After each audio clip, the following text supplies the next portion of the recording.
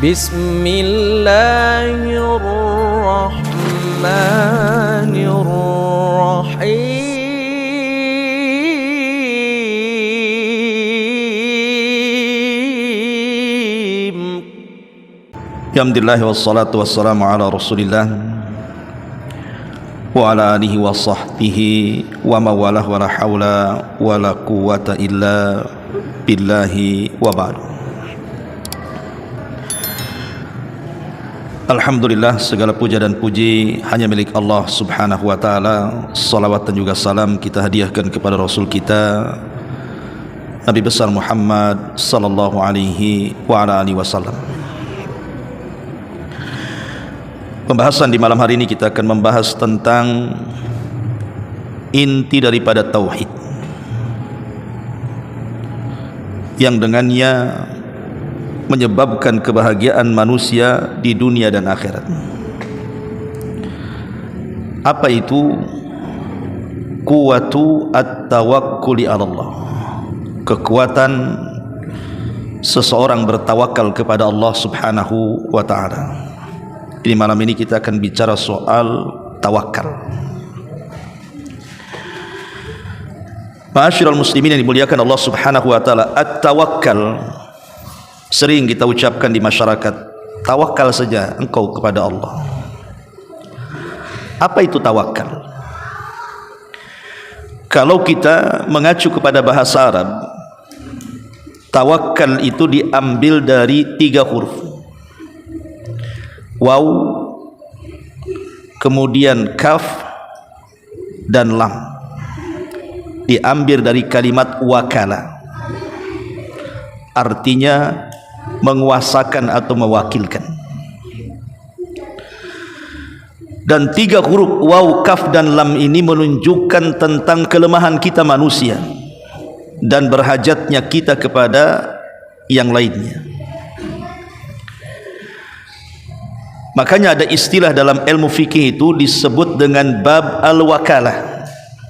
Wakalah itu artinya memberikan kuasa kepada orang lain untuk mengurus keperluannya.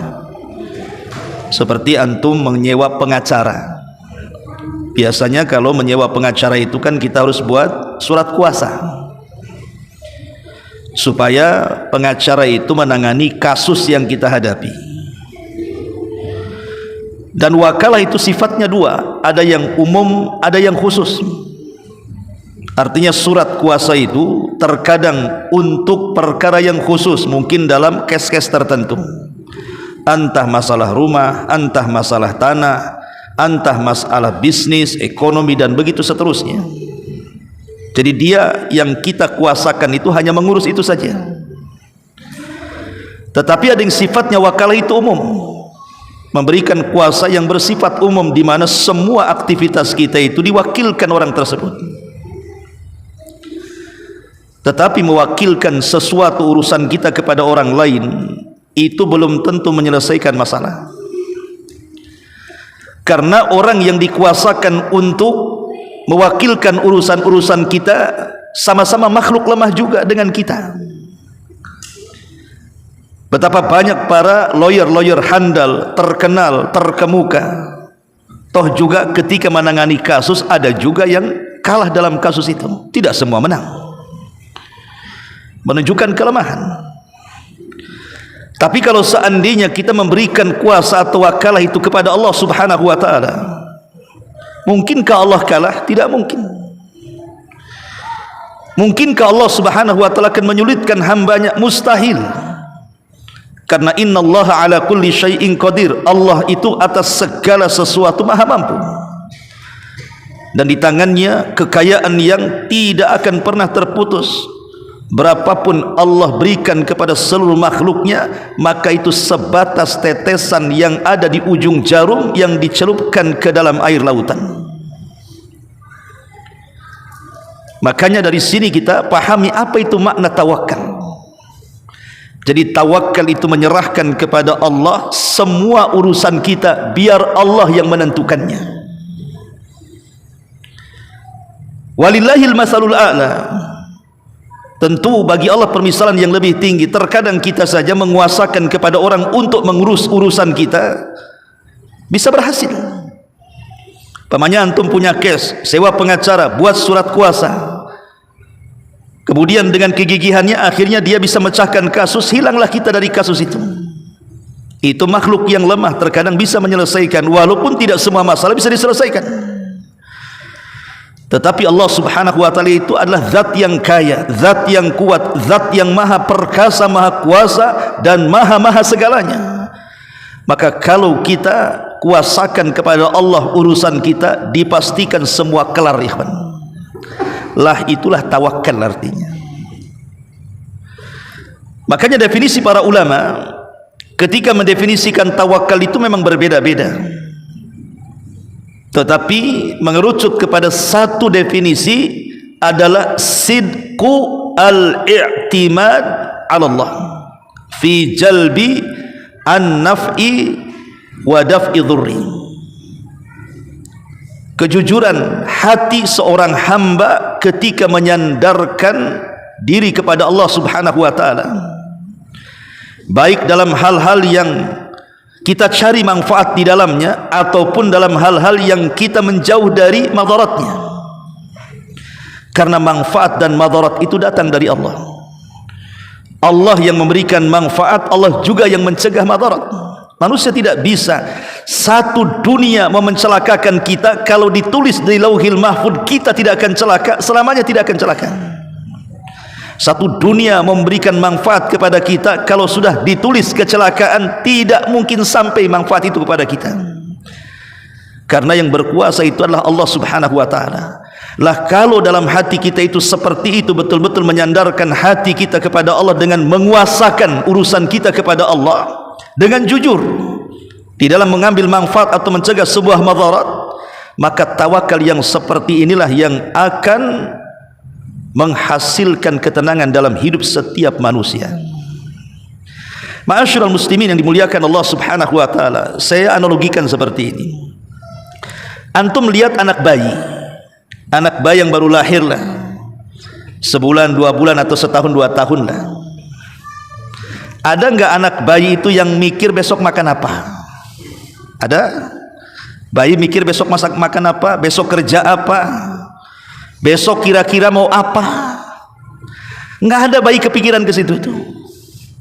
Kenapa bayi tidak kepikiran? Tidak seperti antum kan gitu, pusing nih, usaha bankrupt, besok macam mana? Nih beras sudah habis, besok bisa beli tidak? Itu kita. Tapi tidak ada ceritanya bayi mikir besok makan apa, besok kerja apa, tidak ada. Menunjukkan apa? Bayi ini mengajarkan kepada kita tawakal kepada Allah Azza wa Jalla. Karena yang ngurus makan dia bukan dia. Yang ngurus makan dia siapa? Orang tuanya. Lah kalau seandainya analogi bayi ini kita pakai dalam kehidupan kita, bahwa kita lah sudah ada yang mengurus. Siapa yang mengurus kita? Allah Subhanahu wa ta'ala serahkan kepada yang mengurus. Kenapa mesti pening besok makan apa, besok kerja apa, dan begitu semuanya? Tawakal saja kepada Allah Azza wa Jalla sembari mencari sebab, nanti Allah carikan jalannya itu. Itulah keajaiban tawakal di sini. Nabi SAW mencontohkan sebuah hadis Nabi SAW tentang guru terbaik dalam tawakal. Siapa guru terbaik dalam tawakal? Burung. Burung itulah guru terbaik bagi kita ketika kita bertawakal kepada Allah. Nabi SAW mengatakan, "Lau antum tatawakkaluna 'ala Allahi haqqa tawakkuli, laruziktum kama razaqallahu at-tayra yaghdu himasan wa taruhu bitana," kata Rasul. Nabi SAW mengatakan, kalau kalian itu betul-betul tawakal kepada Allah, lau antum tatawakkaluna 'ala Allah haqqa tawakkuli, la razaqakumullah kama yarzuqut tayr, maka Allah akan berikan rizki kepada kalian seperti Allah memberikan rizki kepada seekor burung. Dia keluar dari sarangnya, dari tempatnya, dari rumahnya dalam kondisi lapar, kemudian pulang pula sudah kenyang, bahkan bisa memberikan anak-anaknya. Pertanyaannya, siapa yang kasih rizki burung? Maka jawabannya Allah Subhanahu wa ta'ala. Bagaimana burung bisa tawakal kuat kepada Allah Azza wa Jalla? Coba Allah Subhanahu wa ta'ala menjelaskan, burung itu dia kalau keluar dari sarangnya biasanya jarang sendiri, pasti ada kawanannya, entah 3, 4, 5, mungkin boleh puluhan, boleh ratusan. Burung itu seperti itu tuh, kalau mencari makan tidak rombongan dia dengan tertibnya tuh. Nanti kalau dari atas itu kemudian nampak oleh satu dari sekian banyak burung itu dengan mata yang sangat awas itu bahwa di bawah ada makanan, di bawah ada biji, maka dia akan memberikan isyarat kepada teman-temannya bahwa di situ ada rizki. Hebatnya burung. Ta'awun alal birri wat taqwa itu namanya ya. Tolong menolong di atas kebaikan dan ketakwaan, itu burung tuh. Manusia kalau dapat rizki tidak mungkin ngajak-ngajak tuh. Ada manusia ngajak-ngajak? Ada proyek di sana bagus tuh gajinya. Mana ada cerita. Karena manusia itu jubila bil bakhli, memang ditabiatkan bakhil. Kalau dia ada rizki dia diam-diam saja, kalau susah baru dia cerita. Itulah manusia. Itulah burung memberikan arahan kepada kita contoh terbaik. Jadi kalau dari atas itu burung itu Allah berikan penglihatan yang luar biasa, lebih awas dibandingkan mata kita. Boleh jadi kita jalan di jalan, kita tidak tahu di situ ada makanan burung, ada biji atau apa, tapi burung dari langit dia bisa nampak tuh makanannya. Siapa yang mengarahkan mata burung di situ ada makanannya? Coba Allah Subhanahu wa ta'ala dengan instingnya. Makanya kemudian burung keluar lapar, Allah arahkan kemana rizkinya dengan akhdhu bil asbab, mencari sebab juga burung itu. Dia mencari keliling-keliling, kemudian Allah tunjukkan di mana rizkinya. Yaghdu himasan wa taruhu bitana. Pergi dalam kondisi lapar, pulang pula sudah kenyang. Itulah tawakal. Rasul mencontohkan begitulah tawakalnya seekor burung itu. Ma'asyiral muslimin wal muslimat rahimani wa rahimakumullah. Tentu ada perkataan yang bagus dari Al-Imam Ibnul Qayyim rahimahullahu taala dalam kitabnya Madarijus Salikin fi iyyaka na'bud wa iyyaka nasta'in. Jadi beliau punya kitab namanya Madarijus Salikin fi iyyaka na'bud wa iyyaka nasta'in. Beliau menyebutkan tentang tingkatan-tingkatan tawakal. Dan ini penting supaya kita paham apa sih tingkatan-tingkatan tawakal itu. Ma'asyiral muslimin yang dimuliakan Allah Subhanahu wa ta'ala, beliau menyebut 8 perkara tentang tingkatan tawakal itu. Yang pertama kata beliau, al-ula ma'rifatur rabbi wa sifatihi min qudratihi wa kifayatihi wa qayyumiyatihi wa intihail umuri ila ilmihi wa suduriha an masyiatihi wa qudratihi wal yakin bi kifayati wakilihi wa anna ghairahu la yakumu maqamahu fi dzalik. Lihat bagaimana ucapan Ibnul Qayyim yang pertama. Tingkatan tawakal yang pertama adalah seseorang mengenal siapa Rabbnya, kemudian sifat-sifatnya, dari kemahakuasaan Allah dan kemampuan Allah untuk mencukupi hamba-hambanya, dan berdiri sendirinya Allah tanpa berhajat kepada orang lain dalam mengurus urusan-urusan makhluknya, bahwa selain daripada Allah tidak sanggup untuk melakukannya. Ikhwatu fiddin muliakan Allah Azza wa Jalla, seorang hamba, seorang mukmin ketika semakin mengenal Rabbnya, semakin mengenal Tuhannya, semakin mengenal siapa Allah Subhanahu wa ta'ala pencipta kita, maka semakin dalam pengetahuan kita terhadap Allah, maka akan semakin kuat tawakal kita kepada Allah. Jadi orang makin kuat pengenalan kepada Allah, maka akan semakin kuat tawakal dia kepada Allah. Sebaliknya, kalau orang lemah memahami siapa Rabbnya, maka lemah juga tawakalnya kepada Allah Azza wa Jalla. Contoh, kalau seandainya orang meyakini firman Allah Subhanahu wa ta'ala, innallaha huwar razzaqu dzul quwwatil matin, dialah Allah zat yang maha memberikan rizki kepada hamba-hambanya, dan kita sangat yakin kepada Allah, maka saya yakin kekuatan tawakal kita ini akan menguat Apa yang harus takutkan tentang makanan yang kita akan makan? Toh di sana ada Allah yang memberikan rizki setiap hamba-hambanya, dan Allah tidak mungkin mewafatkan seorang hamba kecuali sempurnakan rizkinya. Kalau kita yakin dengan firman Allah, innallaha ala kulli syai'in qadir, Allah itu atas segala sesuatu maha mampu, buat apa kita takut lagi? Kita punya zat yang maha mampu segalanya. Kenapa kita harus takut, harus sedih, harus stres? Tidak perlu. Makanya keyakinan kita kepada Allah kalau kuat, itu menjadikan kekuatan tawakal kita juga kepada Allah Azza wa Jalla. Tapi kalau lemah, nggak yakin Allah itu ngasih rizki, ketidak. Kalau ngasih rizki buktinya saya kok belangsak terus, sengsara terus, miskin terus, usahanya gulung-gulung tikar terus, tak pernah bentang-bentang, dan begitu seterusnya umpamanya kan. Itulah lemah pengetahuan kita tentang nama dan sifat Allah, menjadikan lemah tawakal kita. Maka kuatkan tawakal dengan mempelajari nama-nama Allah dan sifat-sifatnya. Ini tingkatan yang pertama. Tingkatan yang kedua, isbatul asbab wa ri'ayatuha wal akhdhu biha. Kata Imam Ibnul Qayyim rahimahullahu ta'ala, tingkatan yang kedua adalah mengambil sebab.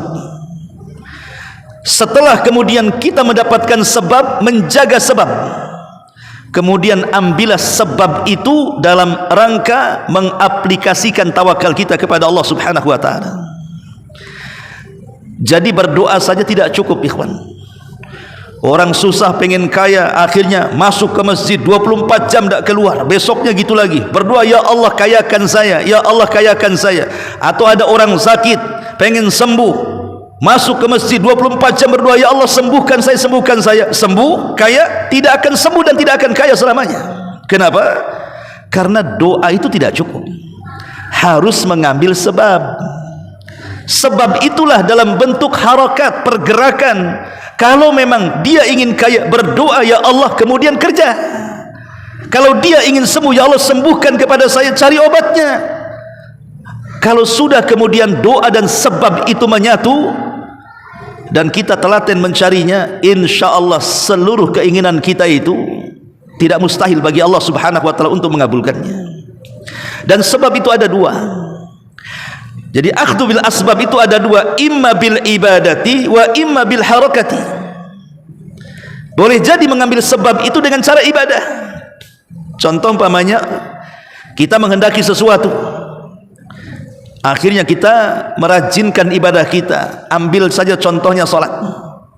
Karena salat itu kan miftahu rizki, salah satu kunci rizki itu adalah salat kan. Sebuah kisah dalam Al-Quran yang ma'ruf tentang kisah Maryam. Maryam ini dikenal wanita suci, tidak pernah keluar dari mihrabnya. Kerjanya hanya ruku sujud, ibadah. Itulah Maryam kerjanya. Dari kecil sampai dia dewasa, itu saja tidak pernah keluar dari mihrabnya, beribadah kepada Allah subhanahu wa ta'ala. Maka dengan sebab itulah Allah menghantarkan rizkinya ke kamar Maryam. Ketika satu hari Zakaria masuk, dilihatnya kemudian banyak makanan, buah-buahan yang tersedia di kamar Maryam. Padahal buah-buahan itu belum musimnya, kok sudah ada? Harusnya ada di musim panas, kenapa pula ada di musim dingin? Ataupun sebaliknya kan gitu. Maka Zakaria bertanya kepada Maryam, dan itu disebutkan dalam surah Al-Imran kan 37. Apa kata Zakaria? Ya Maryam, anna laki hadha. Maryam, kau dapat dari mana? Siapa yang ngantar? Maka Maryam mengatakan, qalat huwa min indillah yarzuqu may yasha bighairi hisab. Apa kata Maryam? Ini semua datang dari Allah, wahai Zakaria. Allah memberikan rizki kepada siapapun yang dikehendaki tanpa batas. Lah Maryam ini mencari sebab rizki dengan cara apa? Dengan cara memperbanyak ibadah, ya. Atau yang kedua, dengan cara harokat, bergerak. Seperti dalam kisah yang lain, masih kisah Maryam. Ketika Maryam hamil, mengandung Isa bin Maryam, dia bingung, wanita muda, dikenal ahli ibadah, tiba-tiba hamil, tidak jelas bapaknya. Akhirnya Maryam pun kemudian menyendiri keluar ke Baitul Lahmin, ke Bethlehem bahasanya, bahasa Arabnya Baitul Lahmin. Disitulah Maryam masuk ke kebun kurma. Kemudian Maryam dengan menyandarkan dirinya akhirnya melahirkan Isa bin Maryam. Dalam kondisi seperti itu, siapa yang menolong Maryam dalam keletihan melahirkan Isa bin Maryam untuk menguatkan kesehatannya? Tidak cukup Maryam berdoa kepada Allah, harus mengambil sebab dengan harokat, dengan pergerakan. Apa pergerakan Maryam? Allah mengatakan, wa huzzi ilaiki bi jid'in nakhlah tusaqit alaiki rataban janiyah. Dalam Maryam 25-nya, hentakkan kakimu hai Maryam kepada pokok kurma itu, maka rutab-rutab kurma itu akan berjatuhan. Jadi kurma tidak mungkin jatuh sendiri kecuali goyang. Lah menggoyang kurma itu salah satu akhdhu bil asbab, mencari sebab.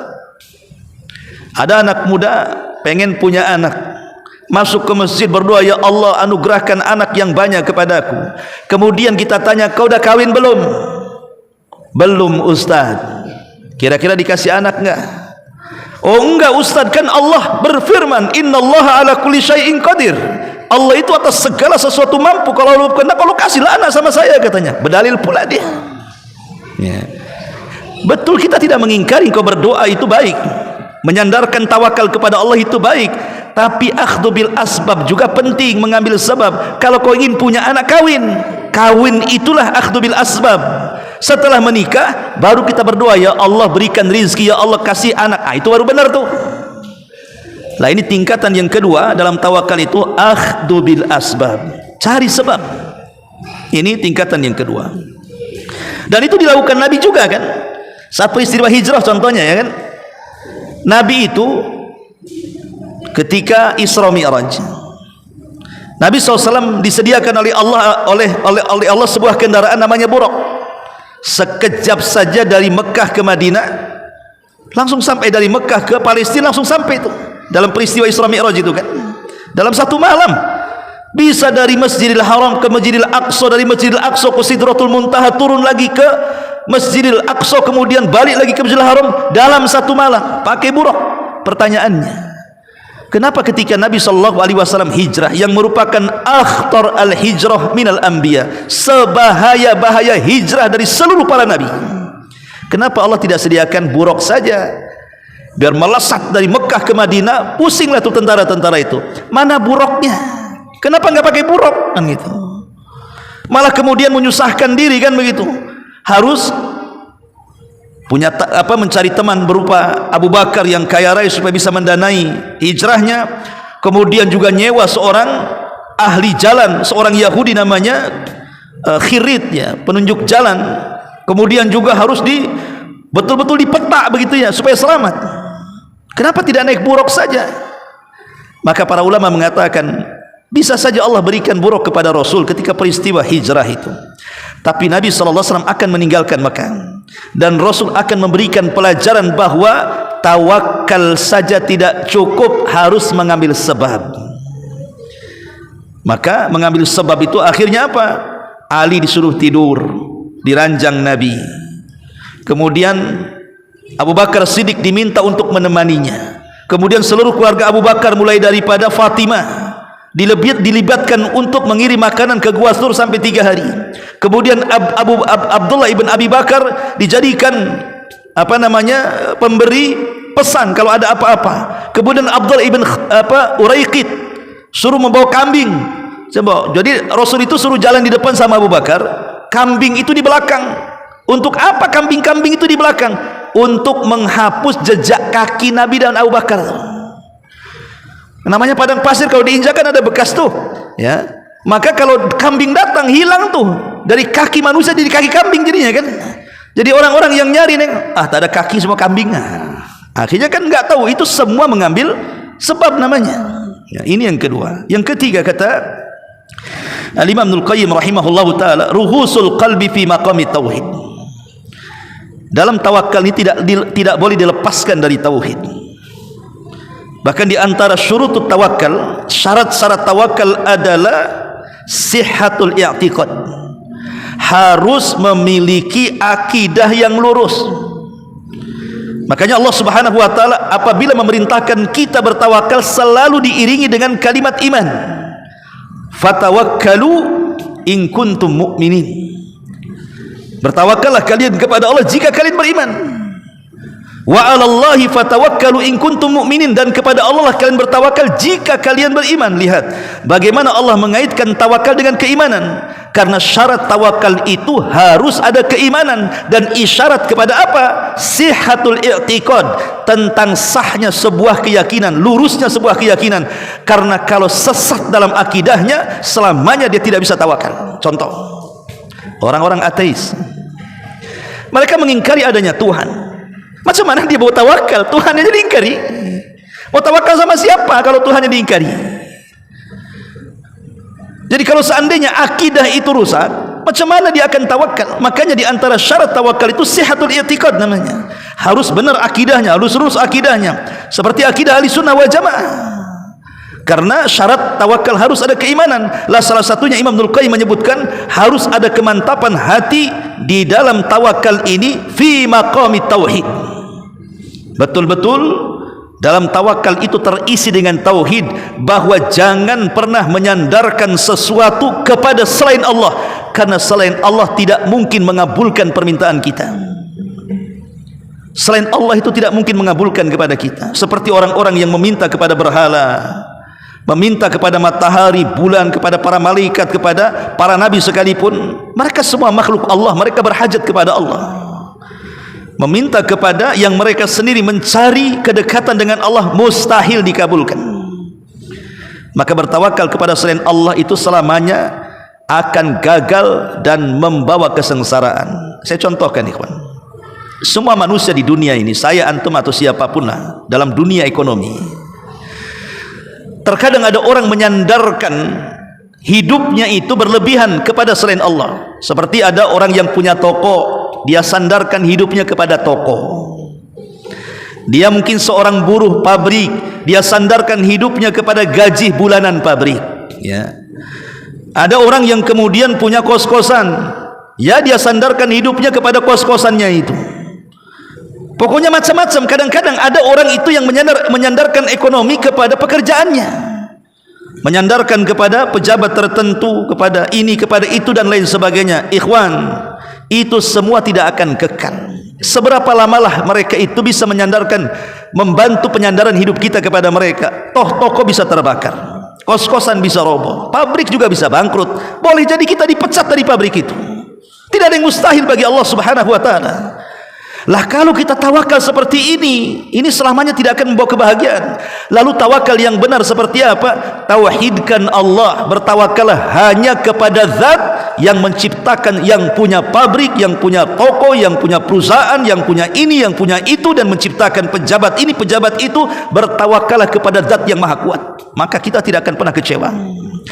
Ini yang ketiga, namanya rusukhul qalbi fi maqami at-tauhid. Kemudian yang keempat, i'timadul qalbi 'ala Allah wastinaduhu ilaihi wasukunuhu ilaihi bihaitsu la yabqa fihi idtirab min tashwisil asbab wala sukun ilaiha wa tuma'ninatuhu billah wathiqatu bitadbirihi.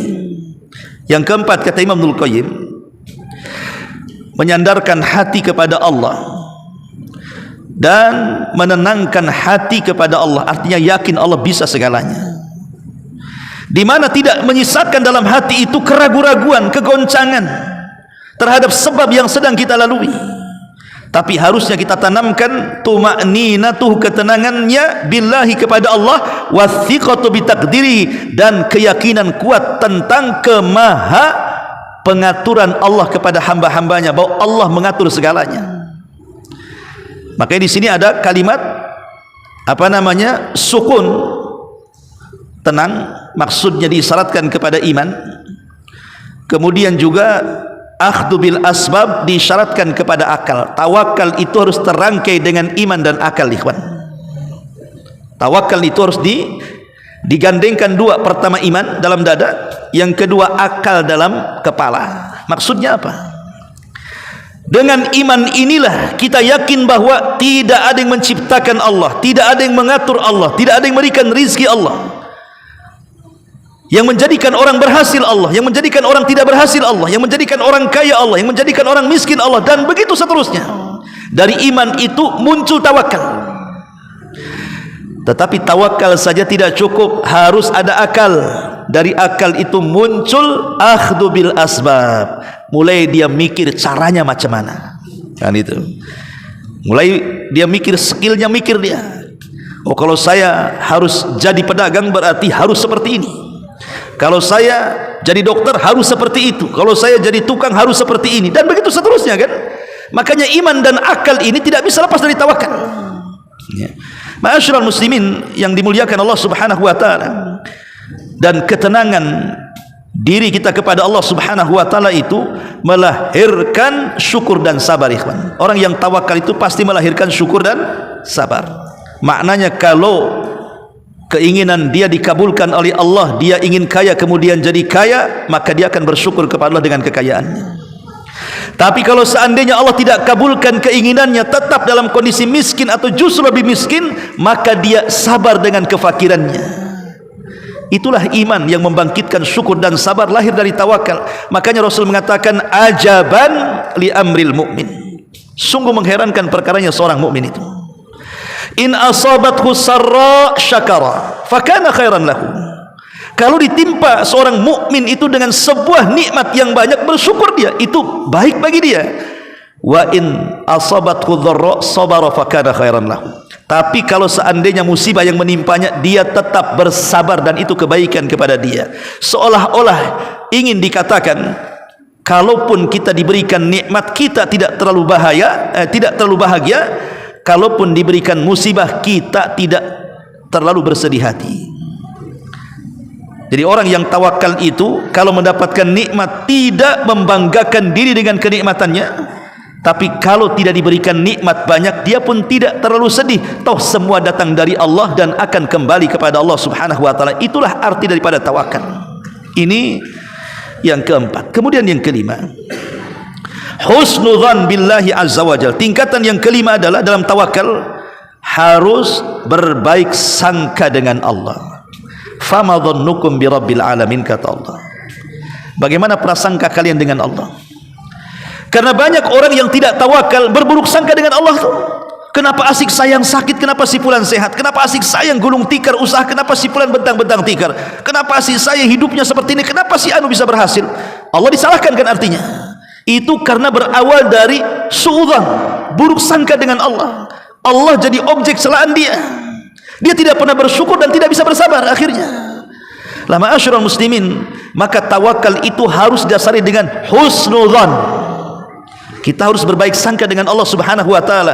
Terkadang kenapa ada orang kaya tidak dimiskinkan? Boleh jadi kalau dia miskin, dia melampaui batas, dia bisa kufur. Atau orang miskin kenapa tidak dikayakan? Boleh jadi kalau dia kaya, dengan kekayaannya dia bisa jahat. Kenapa orang sakit tidak disembuhkan? Boleh jadi ketika tidak disembuhkan, kalau sembuh dia buat maksiat nanti. Atau kenapa kemudian orang sehat kok tidak disakitkan seperti yang lainnya? Boleh jadi kalau seandainya dia cepat disakitkan, putus asa pula hidupnya. Semua ada hikmah. Wa asa an takrahu syai'an wa huwa khairul lakum. Apa yang anda anggap benci, tidak suka, itu rupanya baik sebenarnya di sisi Allah untuk kita. Kan Allah yang menciptakan kita, Allah yang tahu masalah kita. Kenapa kita ngatur Allah Subhanahu wa taala pula, kan itu? Maka tingkatan yang kelima dalam tawakal itu letakkan husnudzon, berbaik sangka dengan Allah, ya. Karena kita dilarang putus asa dari rahmat Allah Subhanahu wa taala. Kemudian yang keenam, istislamul qalbi lillah. Tawakal itu harus didasari dengan ketundukan hati kepada Allah, dengan cara melakukan seluruh perintah-perintahnya dan menjauhi larangan-larangannya, menikmati semua hal-hal yang dihalalkannya dan menjauhi hal-hal yang diharamkannya. Karena tawakal ini bukan hanya bicara soal rizki saja.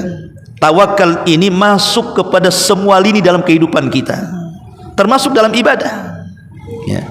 Kalau kita tidak bertawakal kepada Allah Subhanahu wa taala, iyyaka na'budu wa iyyaka nasta'in, tentu antum tidak mungkin hadir hari ini di majelis taklim saya di sini. Yang menggerakkan antum hadir siapa? Yang memberikan kekuatan antum bisa hadir siapa? Tidak bisa. Semua perbuatan kita itu Allah Subhanahu wa taala atur tuh.